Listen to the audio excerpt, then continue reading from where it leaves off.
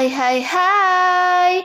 Selamat datang kembali di channel Min Donghua. Kali ini kita akan melanjutkan cerita Donghua, Battle Truck di Heaven. Nggak pakai lama lagi, langsung aja kita ke ceritanya. Cekidot. Perasaan ini. Tepat ketika Xiaoyan melihat ke langit, Xiaoyan merasakan ada orang yang menatapnya, yang membuat mata Xiaoyan menjadi gelap, karena dia merasakan keanehan barusan, sehingga nafas Xiaoyan terasa sesak. Karena itu merupakan sebuah ancaman yang kuat. Tatapan yang cukup kuat. Xiaoyan mengerutkan kening dan bergumam setelah beberapa saat. Sebelumnya tatapan ini tidak aneh, hanya saja jika dilihat sekilas, yang aneh dari tatapan ini adalah arah yang membingungkan Xiaoyan. Bahkan membuat Xiaoyan mulai meragukan tempat ini lagi. Karena tatapan ini berasal dari langit. Meskipun tidak ada larangan terbang total, namun ketinggian terbangnya sangat terbatas. Jadi tidak mungkin ada orang di langit.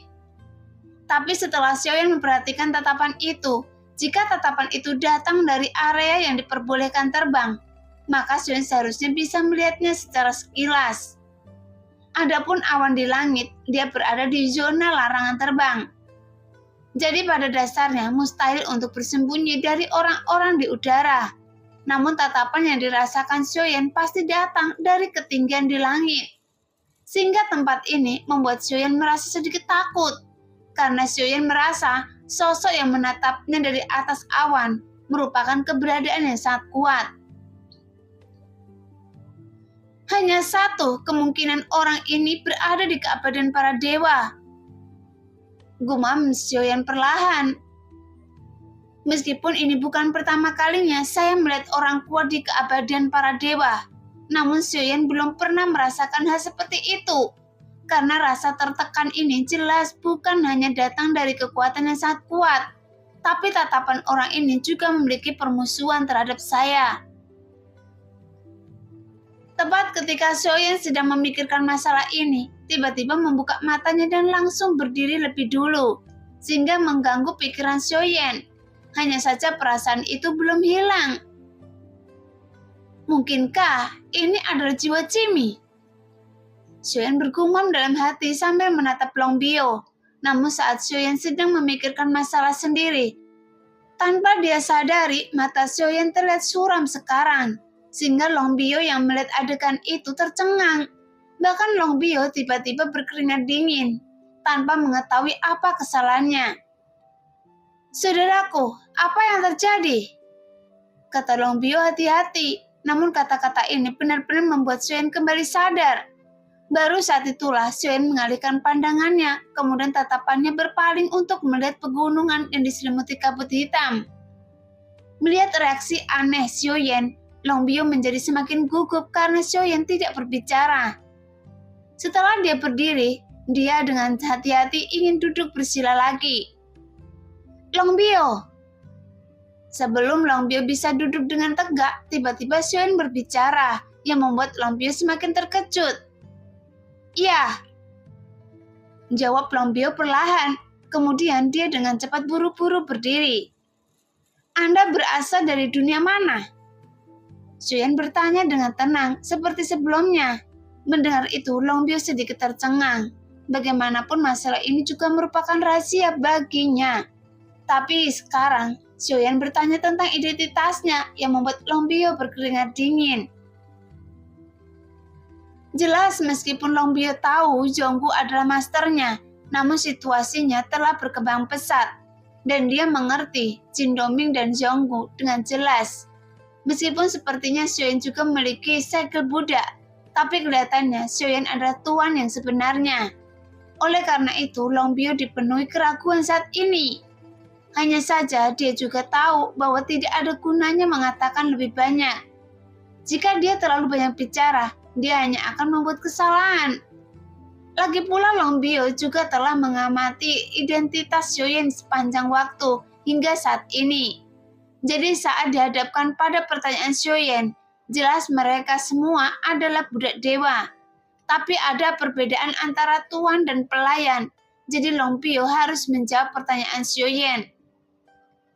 Namun saat Longbio terdiam, Xiaoyan juga menoleh sedikit untuk melihat Longbio dengan pandangan sekelilingnya. Saudaraku, saya berasal dari alam dewa 9 surga. Saat Longbio selesai berbicara, rasa penindasan yang kuat muncul, yang membuat Longbio segera terbatuk 2 kali. Xiaoyan mengangkat alisnya sedikit setelah mendengar tentang alam dewa 9 surga, dan dia mengetahui sebelumnya dari orang-orang alam dewa kekacauan bahwa alam dewa 9 surga seharusnya menjadi pemimpin dari 9 kekuatan di dunia saat ini. Tapi Xiaoyan tidak pernah berpikir bahwa Longbio sebenarnya berasal dari alam dewa 9 surga. Alam dewa 9 surga? Secara logika, seharusnya alam tersebut memiliki sumber daya yang cukup. Jadi mengapa Anda mengambil resiko untuk datang ke sini? Xiaoyan bertanya dengan serius.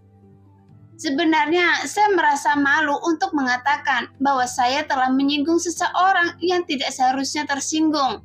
Jadi saya terpaksa datang ke sini karena saya tidak punya pilihan. Sebelumnya, saya mencoba yang terbaik untuk meninggalkan alam dewa 9 surga. Akhirnya sampai di dunia kuno dewa iblis abadi. Hanya saja saya tidak menyangka setelah masuki dunia kuno dewa iblis abadi, saya akan menghadapi bencana seperti itu. Longbio tersenyum pahit dan berkata tanpa daya. Tepat ketika Xiaoyan mendengar ini, dia langsung bertanya lagi. Apakah Anda ingin kembali ke dunia Anda lagi? Kata Xiaoyan dengan serius. Kembali? Meskipun saya memiliki kesempatan bisa keluar dari dunia ini, tidak mungkin bagi saya untuk kembali. Kali ini saya cukup beruntung bisa bertahan hidup hanya secara kebetulan, dan saya tidak ingin merasakan perjalanan melalui ruang antar dunia lagi. Kata Longbio dengan serius. Namun jika dipikir-pikir dari kata-kata Longbio, tampaknya berpindah dari alam dewa ke-9 surga ke alam kuno dewa iblis abadi sangatlah berbahaya. Hanya saja Xiaoyan datang ke dunia kuno dewa iblis abadi melalui pagoda kekosongan roh. Sedangkan untuk orang lainnya, Xiaoyan juga tidak tahu metode apa yang mereka gunakan. Jadi Xiaoyan juga tidak mengetahui bahaya seperti apa yang mereka hadapi dalam perpindahan ruang tersebut. Jadi Xiaoyan tidak bertanya apa-apa lagi. Tepat ketika melihat Xiaoyan terdiam, Longbio bertanya dengan penasaran. Saudaraku, Anda memiliki kekuatan yang sangat kuat, tapi apakah Anda juga kurang beruntung, sehingga Anda ditangkap mereka dan dijadikan budak dewa oleh mereka? Sepertinya Anda cukup sial. Xiaoyan menjawab dengan santai. Saudaraku, bukankah tahanan dewa ini mereka atur dengan ilusi yang sangat kuat? Dan saya hampir sulit membedakan antara kenyataan atau tidak. Karena ilusi ini didasarkan pada ingatan kita. Bahkan dalam ilusi ini, mereka dapat menampung banyak orang secara bersamaan. Justru karena itulah yang palsu dikacaukan dengan yang asli. Longbio berkata dengan serius. Karena setelah memasuki formasi ilusi itu, baik teman-teman maupun musuh tidak memiliki keanehan apapun. Karena pikiran mereka memasuki ilusi tersebut secara bersamaan, jadi sangat sulit untuk menemukan petunjuk. Siapa yang terkuat di alam dewa 9 surga? Jelas, Xiaoyan tidak tertarik membicarakan tahanan dewa, jadi dia mengabaikan apa yang dikatakan Longbio, dan langsung mengajukan pertanyaan tentang alam 9 surga. Karena nomor 2 di alam dewa kekacauan pernah mengatakan bahwa dia berasal dari alam dewa 9 surga. Bahkan dia juga mengatakan pada pertemuan terakhir bahwa dia ingin berkeliling dunia untuk memburu sosok bayangan. Jadi seharusnya identitasnya tidak boleh sederhana. Dia adalah Dewa Yansen, tapi dia sudah jatuh. Tapi sebelum saya pergi, saya juga mendengar sebuah rumor bahwa ada seseorang yang telah menjadi orang nomor 1 di alam dewa 9 surga. Keberadaan itulah yang menggantikan Yansen, dan di alam dewa 9 surga menyebutnya Ciu Yang Tiansun. Menurut rumor yang beredar, Orang ini adalah reinkarnasi Dewa Yangsen. Hanya saja saya tidak tahu apakah ini benar secara spesifik. Karena dengan kekuatan saya saat ini, saya bahkan tidak dapat memahaminya dengan lebih jelas. Long Bio masih menjawab pertanyaan Xiaoyan. Jiuyang Tiansun, lalu apakah Anda tahu nama aslinya? Xiaoyan terus bertanya saat ini, karena akan lebih baik untuk meminta informasi lebih lanjut. Sekarang apa yang nomor 2 yang dikatakan padanya yang lainnya? Di alam dewa kekacauan, semuanya hanya bisa didengar. Tapi karena pengetahuannya terlalu sedikit, banyak kata yang tidak dapat dibedakan antara kebenaran dan kepalsuan. 9 yang dewa surgawi, Hua Chan. Jawab Long Bio dengan tegas. Hua Chan? Gumam Xiaoyan perlahan. Kemudian Xiaoyan segera mengingat nama ini di dalam hatinya secara diam-diam. Terima kasih karena sudah memberitahu saya. Mungkin jika saya memiliki kesempatan, saya akan mengunjungi alam Dewa 9 Surga di masa depan.